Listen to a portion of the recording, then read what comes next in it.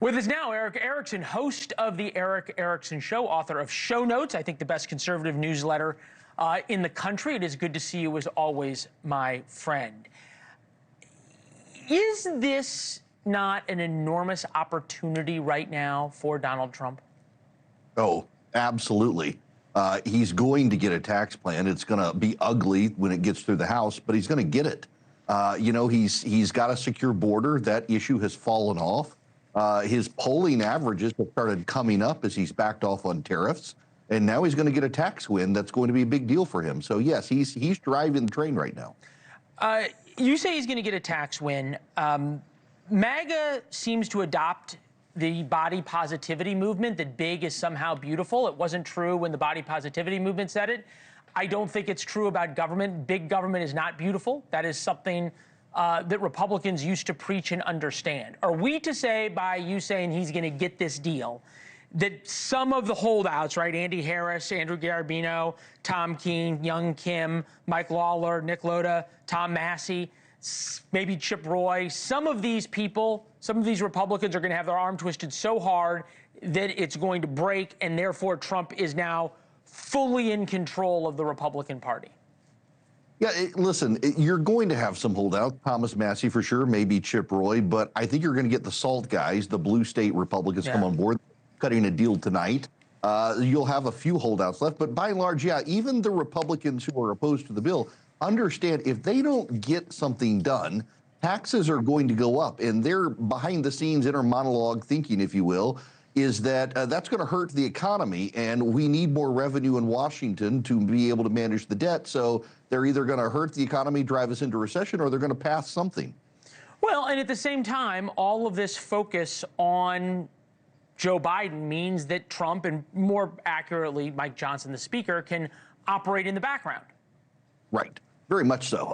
The Biden situation, in fact, the way they leaked it out, to your earlier conversation with Alex Thompson, probably not a coincidence that it came out as the Robert Hur audio leaks that he supposedly found out on Friday as it was leaking. And every time the Biden team tries to manage the situation, they tend to make it worse for him. And that actually helps Donald Trump right now.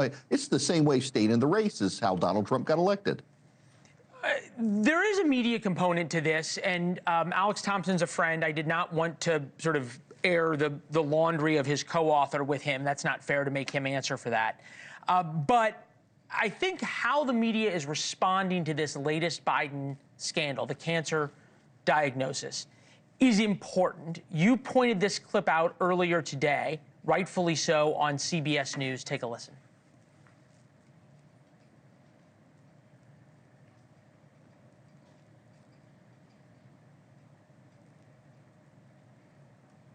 Okay. Evidently, we don't have it, but it is the doctor from CBS this morning, Biden Lackey, saying we don't screen for cancer over 75 because it causes too much trouble, forgetting, of course, that he was the president of the United States, a fact that the anchors forgot as well. I think that we can kind of now decide fully that the idea of calling balls and strikes for most members of the media is no longer something that they view as worthwhile. Look, I think that's a problem. You're right. Take the CBS News interview. They even brought up the PSA test, and she's like, well, that's screening. This was diagnostic, and kind of obfuscates the fact that the president has his blood drawn. They're going to do these tests. They did it for Obama. They did it for Trump. They did it for Bush.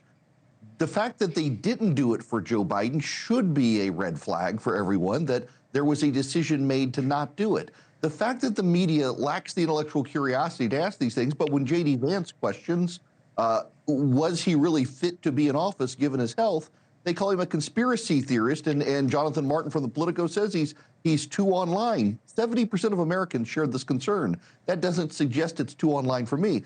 But we're seeing this rule shape up where members of the media, typically you being an exception, when Democrats say something, they treat it as honest until proven otherwise. And when Republicans say something, they treat it as dishonest until proven otherwise. And that double standard causes these problems. As Alex said, even Joe Biden's team was stunned the media was willing to swallow what they were feeding them.